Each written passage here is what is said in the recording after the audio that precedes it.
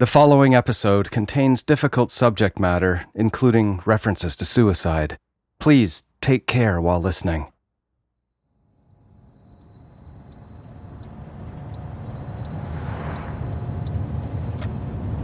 So I'm driving through Playa del Coco looking for this red taxi driver. It's dark here. And there's a particular taxi driver I'm looking for. I know his cab number. I know what he looks like, and I know his name. Playa del Coco at night is different, wilder and more unpredictable. I've been looking for this red cab for a while. They're all numbered, and the driver of this specific one is popular with expats because he can speak English pretty well. I'm wondering what his reaction will be if I start talking to him about Jackie. Trying to find one specific cab 4 years later may seem like a long shot, but I think it's one well worth the taking. I'm just heading into the downtown area now, past the last speed bump before you get into town. If Jaclyn was in a cab and her driver remembers where he took her, that could really help, especially the timing of that. It could also corroborate story and narrative that we've been hearing, or I have heard.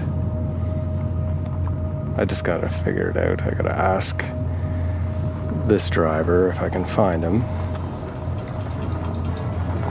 I'm gonna have to go park somewhere. It's nutty here.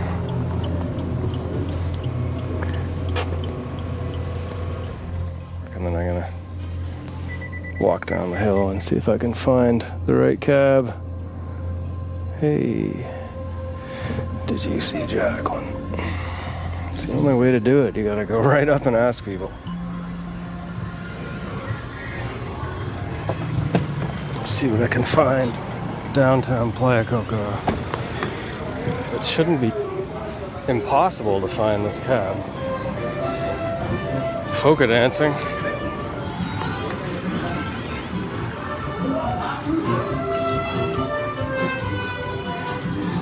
There's a cab. And it's the right cab, tucked in on a loud and busy corner. I walk right up from the front, so I make sure he can see me approaching. The driver's window is open, so I stick my head in so I can be heard. Oh, hey there. Are you working tonight? Yeah. I got a question for you. I'm doing a documentary on somebody that disappeared from this area back in 2021. From the Cacique area up there, the development. Cacique? Yeah, Cacique. Her name was Jaclyn. Jaclyn. And I'm just trying to... Somebody said they saw her in a red cab, but I'm trying to figure out if anybody... If there's a way I can find out who was working that night. That's a red cab driver. It would have been August 2021. No, but in Cacique, I don't remember anybody. The cab driver in get back. So you didn't hear anybody say that they drove a woman Cacique, named... No? From Cacique? No, I don't know anybody driver from Cacique. Yeah, but you know who I'm talking about. The woman that disappeared, the Canadian woman. I remember, one woman that I can see in the pictures and everything, yeah. He immediately knows exactly what I'm talking about. Jackie's face was posted all over Coco in the wake of her disappearance. Yeah, and I say, I have here 10 years now. But nobody ever said, I remember taking that girl somewhere to you. You never heard anybody say that. No. So, and you didn't pick her up that night. Really, I don't know exactly examples. I remember I saw the, how do you say? Yes, the poster. Yeah, the poster. Yeah, for the girl. But I don't remember her. Yeah, because really I don't know her. Yeah.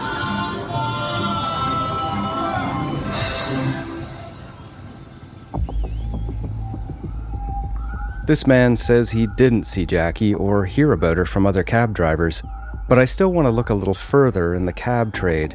Did one of them see her or have Jackie in their cab that night? Ok, yo te puedo mandar la foto por WhatsApp. Yo te iba a preguntar si vos conocías... We already know cab companies in Coco don't keep a log of passengers, and the drivers I call suggest that they would have heard about Jackie being picked up that night if she had been. We send Jackie's photo around the cab driver network, but none say they saw her or drove her. There are about 12 red cabs in the area now, and were reportedly about 18 in the area in 2021. Unofficial or pirate cabs exist, but are usually black, gray, or white, not red in color. If someone wants to call a cab, do they call you directly or do they call a cab company? Both ways. They call to the dispatcher or sometimes they call us to our cell phones. Diego is a well-known red cab driver in the area, and he says he knew Jackie and Sebastian as customers. Do you think that a taxi driver in Coco who's being, probably driven by a local Costa Rican could get away with doing something to a gringo, like a white person down there? Well, I don't think so. I'm driving only daytime, and there is another group coming at night. There's another shift. So I know them, but I don't know them the way I know my buddies in the daytime. And do you think that word would get out, though? I mean, if something happened, do you think that someone would tell somebody? Like, is it a pretty tight group? Do you guys talk? And Yes, they will. We try to help people here. People who work in the public services, they like to help tourists because they're helping us with our economy here. You know what I'm saying? Oro, Jackie's neighbor, says she saw Jaclyn in a red cab. Wouldn't any cabbie who dropped Jackie off be desperate to tell the world where he did so for fear of being implicated? And why would Jackie take a cab this time if her car was parked in the garage and we know from security guards she used to walk everywhere? Would she take a cab to her suicide? If I know something for sure, I'll let you know. Thanks very much, Diego. Anytime, sir. Okay, bye-bye. Sebastian says he and Jackie didn't take taxis because they had a scooter and a car, and that Jackie didn't have a preferred cab driver on speed dial. Also, according to Sebastian, other people did see Jackie in downtown Playa Coco in the following days. That would mean she did leave the house that night, whether in a taxi or not. I'll have to find these people and speak to them myself. I'm David Ridgen, and this is Season 10 of Someone Knows Something, the Jaclyn Ferland Smith case, Episode 5, Historias.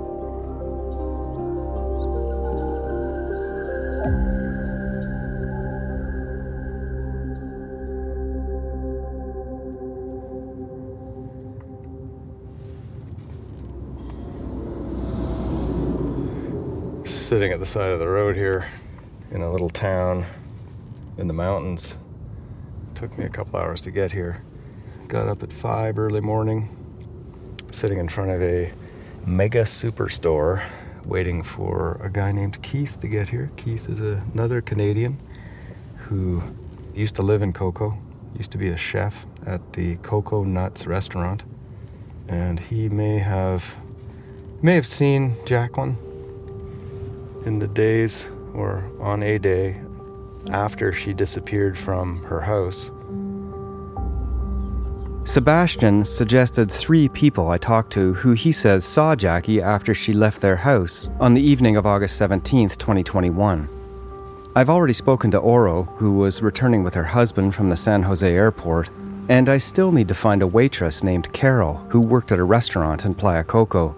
And then there's Keith, a chef who worked at Coconuts, who should be arriving any minute now. My difficulty with sightings, if Jaclyn was seen in downtown Coco by anybody, including Keith, why didn't many people see her in downtown Coco?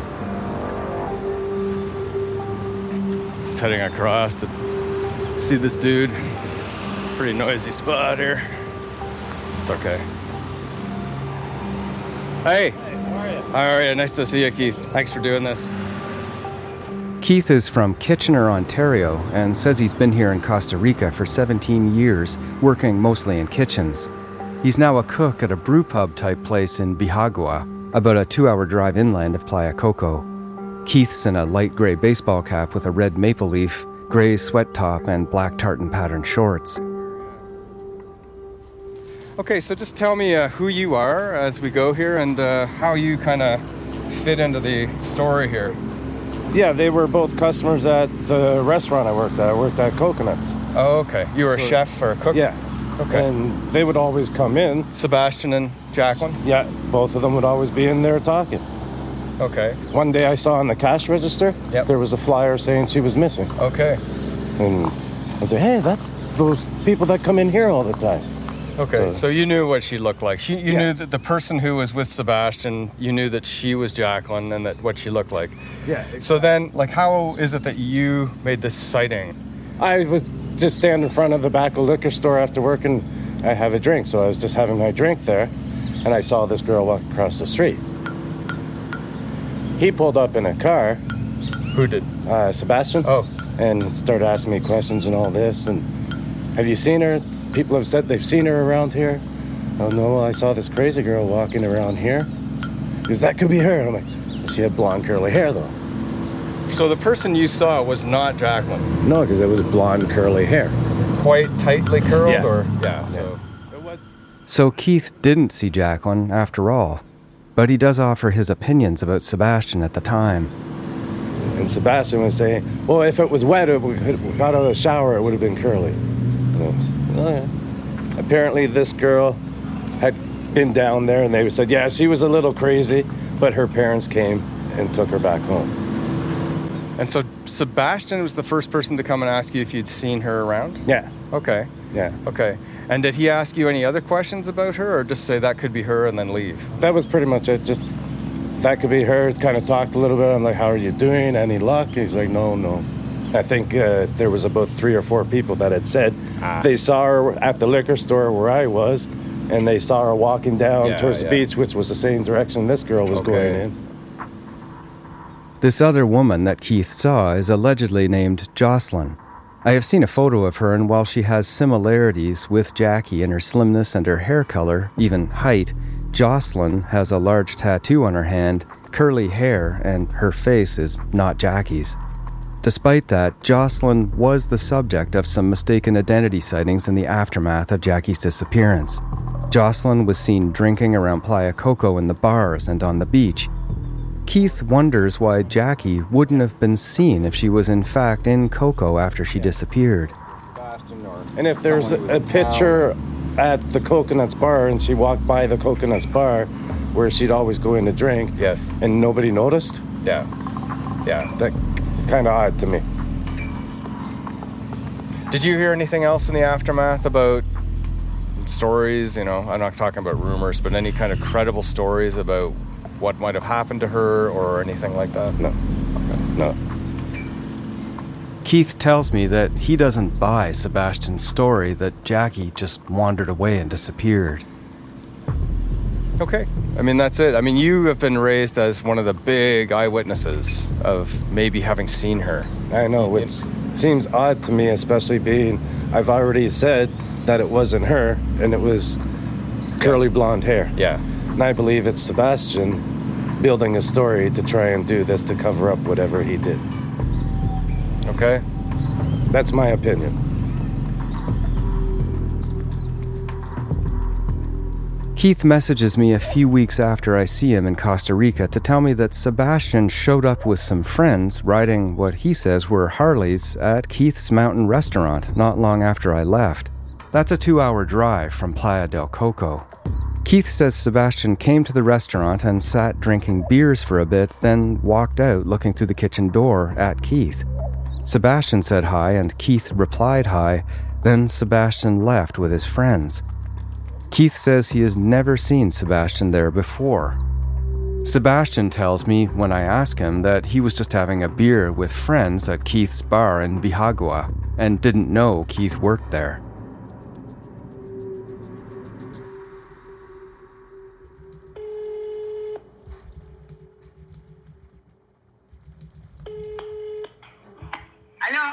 Hola, Carol. Yo me llamo María José. Carol is the last of the 3 people Sebastian told me had seen Jackie after she disappeared from the house on August 17th, 2021. Carol, a local, used to work at the Santorini restaurant in Playa Coco.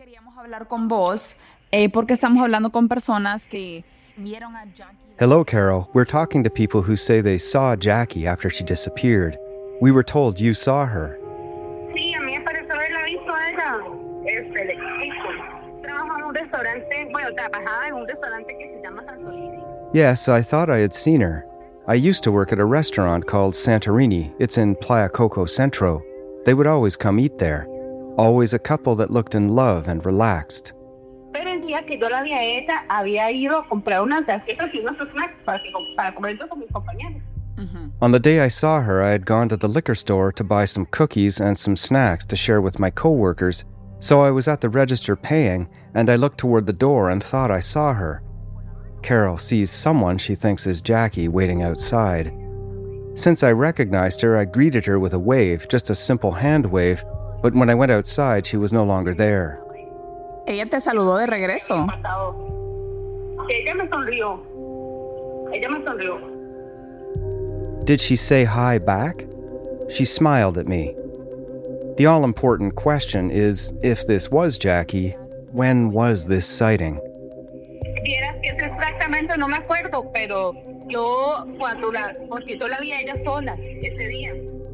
I honestly don't remember exactly, but I saw her alone that day, like standing at the liquor store by herself. I didn't see her with her husband. Le escribí a la mamá y le dije que yo la había visto en la discoteca. Un día que fui, entonces que venía. When some days later, Carol sees a Facebook post about Jackie going missing, she messages Colleen and Gordon and tells them she might have seen Jackie and mentions that there is video surveillance at the store. They should check the cameras. The OIJs, no confirmed sightings. Yeah. No on camera, no confirmed sightings. Police didn't see Jackie on tape. Carol says she went more than once to the store around this time and wonders if the OIJ was looking at the right day.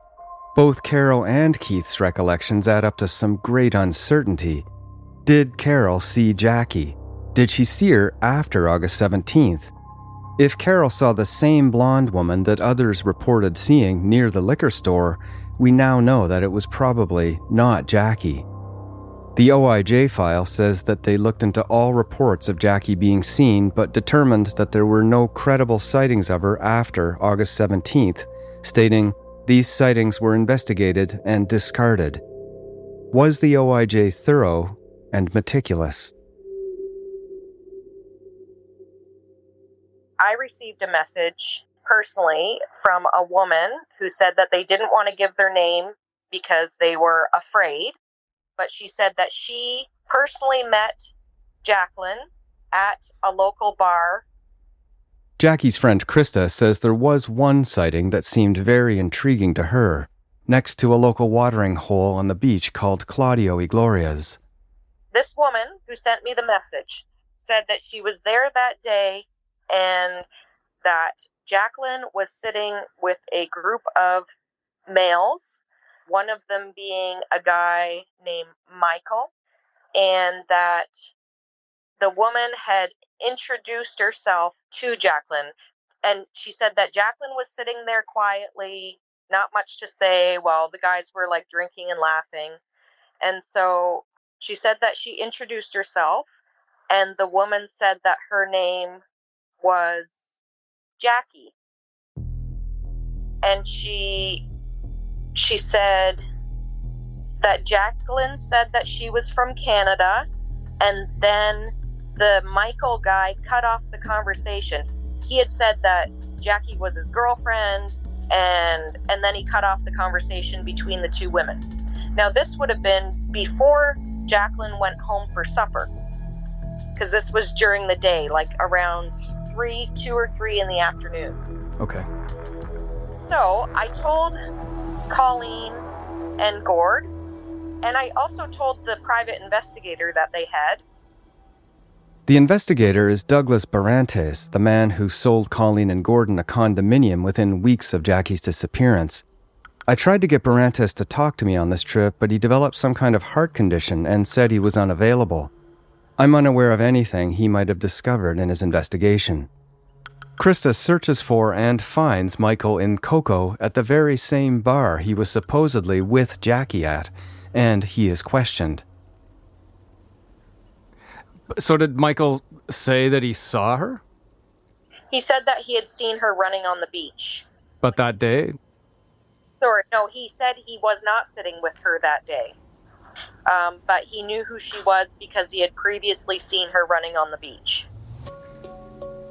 To get a definitive answer, I try to call Michael. No answer. Then go through his friends and former employer, but he doesn't want to talk. The former employer, named Janie, does though. Janie recalls hearing that Michael said the woman was smoking, something Jackie did not do. And he said that the woman wasn't Jackie. Michael also said he knew what Jackie looked like because he had seen her running on the beach sometimes in the mornings.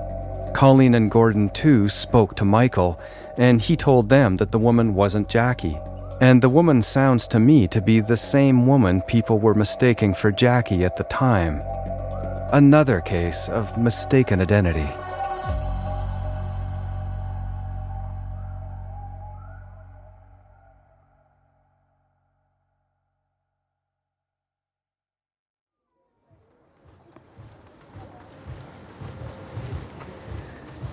I was going to see a guy named Frank Evans here in Playas del Coco. It turns out he lives just down the street from where I'm staying. And Frank's somebody who knew Jaclyn and Sebastian, knew them quite well, I guess, and Sebastian gave me Frank's name as a sort of character reference, so I'm gonna walk up on him here.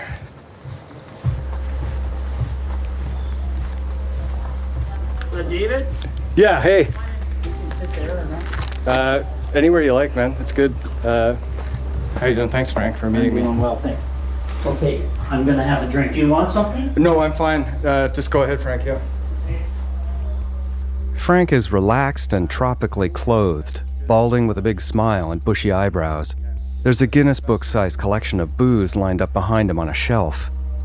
I guess I wanted to talk to people that know Sebastian and can talk about him and their relationship and what was going on with them.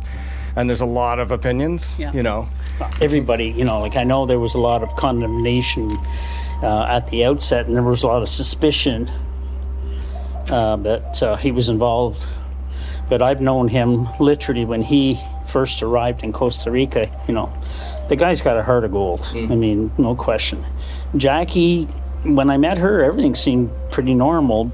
Like we would share meals here, and often I would be invited to go to wherever they were living, and we'd have a meal together, and then it just started getting further and further and further apart, and there was less socialization. And well, she came with Sebastian. I mean, I saw her at the pool over at my condominium, and wow, and this girl's got a great figure, and you know, they're very both of them were athletic, and you know, out doing paddle boarding and surfing and whatever they could do. So you never saw them apart.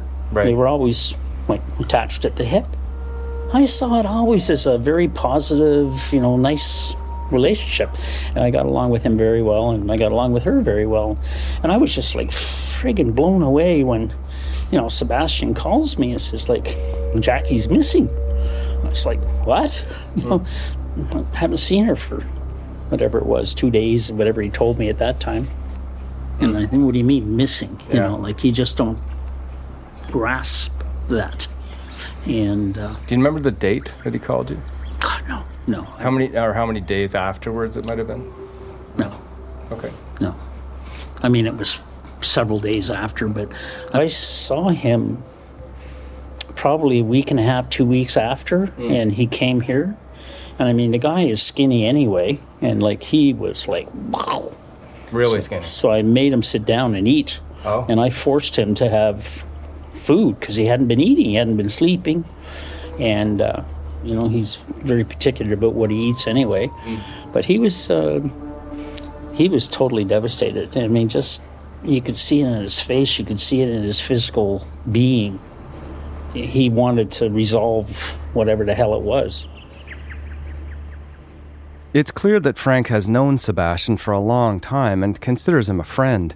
His perspective on Sebastian aligns closely with Sebastian's girlfriend, Lorraine's point of view, a man of concern and care.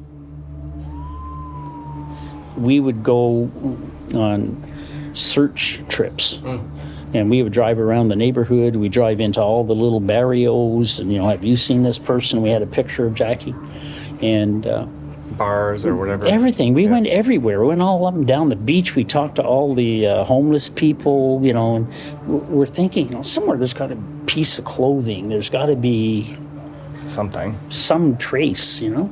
The fact that she left her belongings behind, very odd. And like her phone and her ring? Yeah, like, you know, that to me struck me as I don't want to be found. So there's no phone to trace me by. There's no other way of, you know, tracking me down. And there was so much speculation that many of the people suspected that Sebastian was involved in some, you know, bad dealings with her, but never saw them fight. Did he ever mention anything about pushing or like an argument escalating? I have never heard that happened. I can't imagine that Sebastian would do that. I think he may restrain. So if he's being hit, he's going to grab her hand and, you know, stop her from hitting him. But I understood that she was aggressive. But again, it's what Sebastian told me. Yes. I never saw it. Yeah, of course.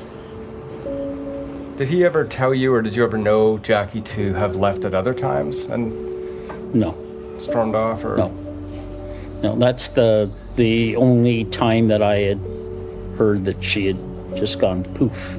Yeah. You're in Nicaragua and nobody knows who the heck you are, or you're in Panama and nobody knows who the heck you are. And you can disappear pretty easily, I guess, if you want to. The OIJ file says that the General Directorate of Immigration reviewed Jackie's migration movements, and it was determined that she did not leave the country. And the Canadian Embassy confirmed that Jackie did not enter Canada. I never had an inkling that there was any hostility from Sebastian's side to Jackie, and I never saw anything on Jackie's side towards him.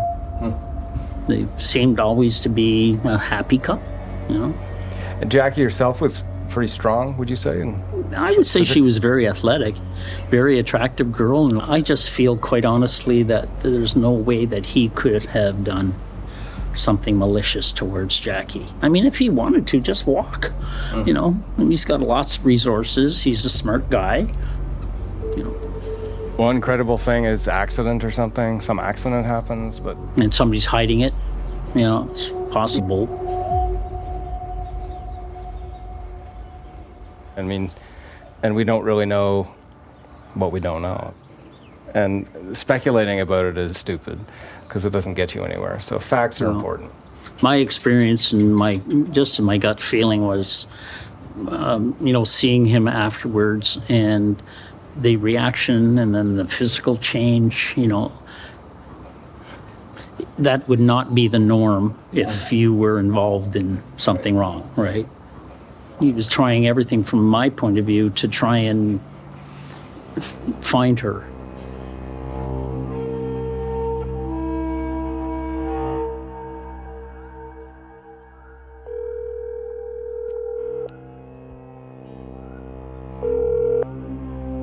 Hello, good morning. Hey, Pete, it's David Ridgen.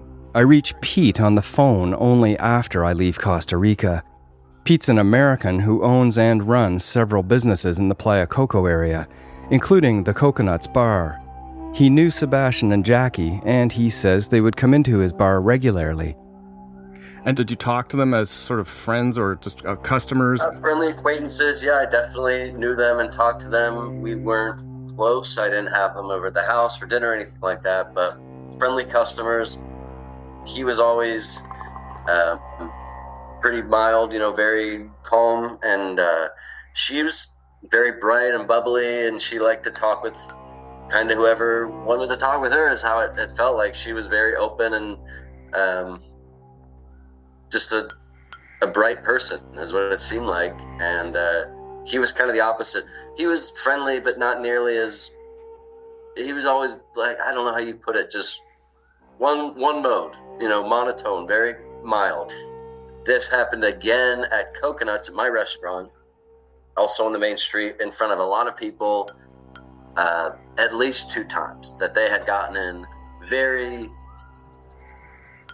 very heated arguments. And I would say she was the one who was physically upset and was leaving.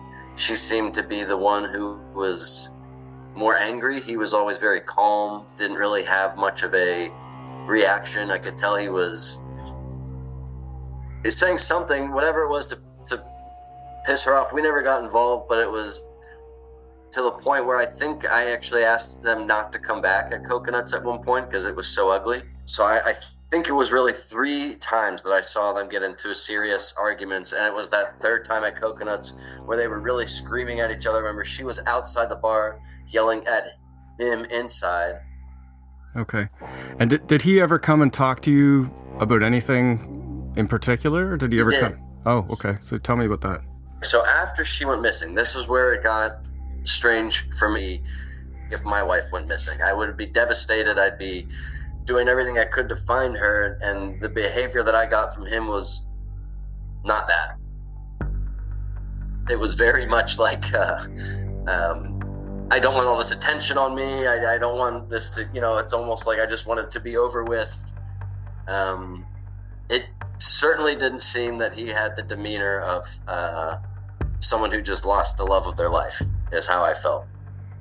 And then it was maybe 4 months after she went missing that he got in touch with me, and he wouldn't text it. He said, I need to have a phone call with you. And I have a few missed phone calls from him in my contacts. So I looked back to see if there was any written message about this. But then I had remembered, my wife reminded me, he wanted to meet with me in person.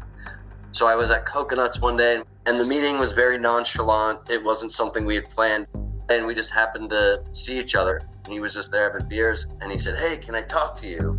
And he said, hey, I'm looking for a job for my girlfriend. And that kind of caught me off guard. This request from Sebastian would have been about 4 months after Jackie disappeared, and this girlfriend is not Lorraine. Maybe he just means a friend of his that, no, he meant a romantic girlfriend that was living in Tamarindo, I guess. She wanted a job at my restaurant, but she wasn't legal. I don't know. I remember being really just uncomfortable. And he had been drinking. This girl that he described was, I don't know if he said she was Venezuelan or Nicaraguan, but he was like proud. It was like, I'm sleeping with this new girl down in Tamarindo, and she wants to come move in with me, and I need to find her a job up here. And I keep taking my moped back and forth to Tamarindo. And it was like a joke. He's like, I don't want to keep driving my moped back and forth. I want her to come up here and work somewhere, nearby. This girl is not the one who he's living with now, by the way. It was a different girlfriend. I never met her. I never got back to him, of course. It was just so shocking that he would even ask that. Sebastian tells me that this conversation with Pete did happen, and I hope to get into more detail from him on this if I can. And at that point, I guess my gut told me, like, it's obvious that he had something to do with it. He was just very, his demeanor was just like, he was happy. I think he snapped and it was probably something in the spur of the moment, heat of the moment. They were fighting physically, and whether it's an accident or just went overboard, it's kind of how I feel. I don't think it was premeditated. It sounds like they got into a physical fight, and whatever. There's 1,000 places that he could have been within 2 hours and back. It wouldn't be terribly difficult to hide somebody like that here and have him not be found.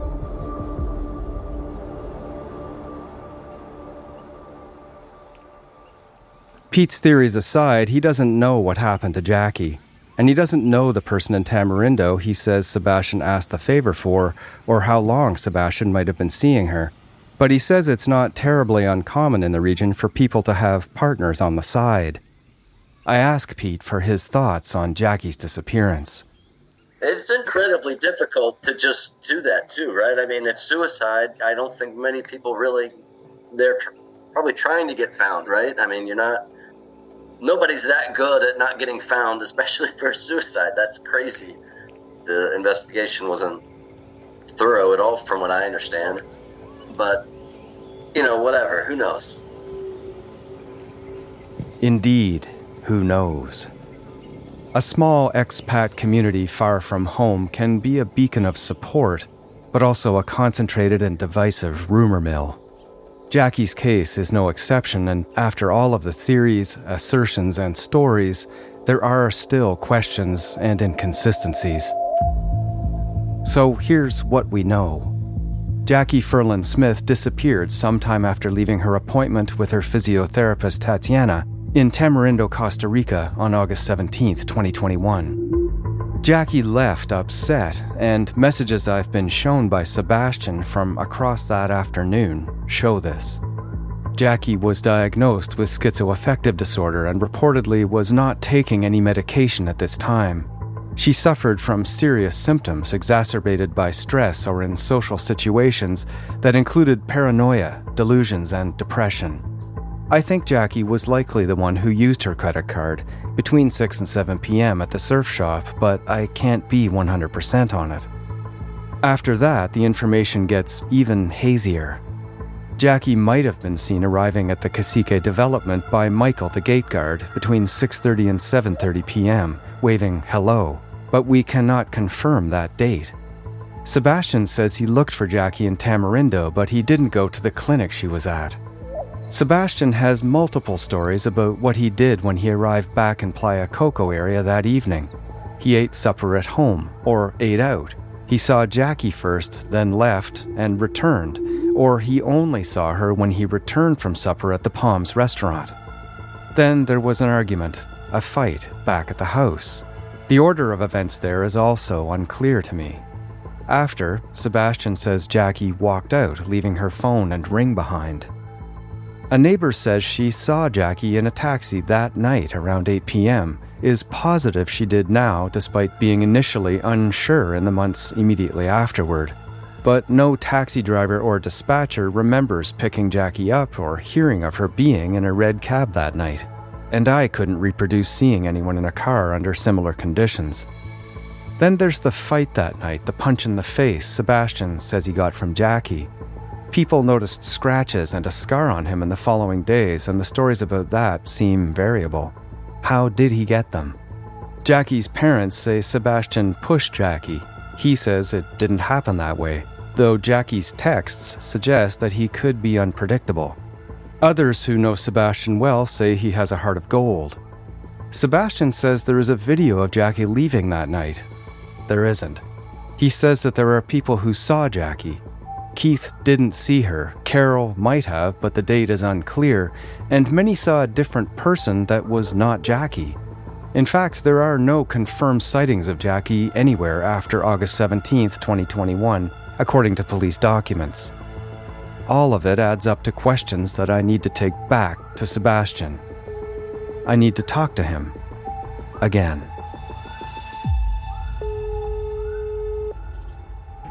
Adam?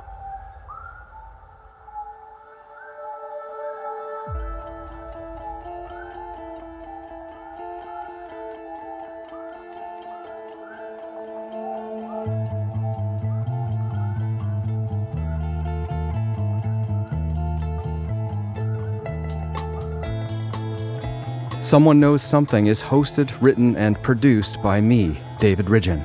The series is also produced by Maria Jose Burgos. Sound design by Evan Kelly. Natalia Ferguson is our transcriber. Emily Cannell is our digital producer. Chris Oak is our story editor. Our executive producer is Cecil Fernandez. Tanya Springer is the senior manager, and Arif Noorani is the director of CBC Podcasts. You can binge all episodes of Someone Knows Something early on the CBC True Crime YouTube channel, or for early and ad-free listening, subscribe to the CBC True Crime Premium channel on Apple Podcasts. Just click on the link in the show description. If you're looking for more investigations, check out The Con. Each season focuses on stories about scammers and con artists, a podcast exposing the art of deception. Find The Con wherever you get your podcasts.